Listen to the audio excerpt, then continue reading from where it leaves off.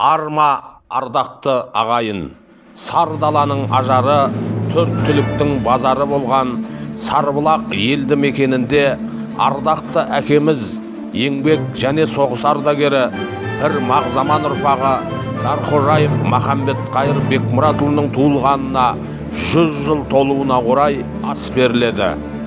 Астың өтетін уақыты осы жылдың қазан айының 1-2 күндері.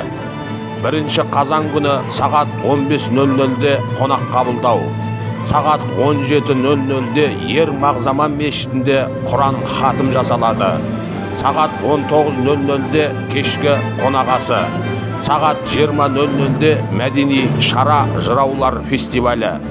2 қазан күні сағат 8:00-де таңғы ас, сағат 10:00-де Дархожаев Махамбет Қайыр атындағы саябақтың ашылу салтанаты, сағат 11:00-де жалпы ас беріледі, сағат 12:00-де ат бәйгесі басталады. Ат бәйгесінің түрлері аламан, тоқ бәйге, құнан, тай жарысы.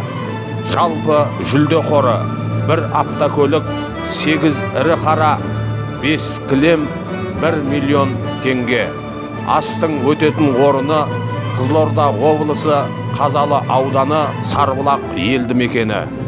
Жақсы ғой еңбегіңді елің білген, жүрекке иман нұры сенім кірген, Махамбет Қайыр қожа ел басқарып, ереді самурайды шегіндірген, шақырды сауын айтып жиындасқа, келеді кілең жайсаң дүйім қасқа, ұрпағы бір мағзаман ас бергесін, аз болмас көрер қызық сыйың басқа.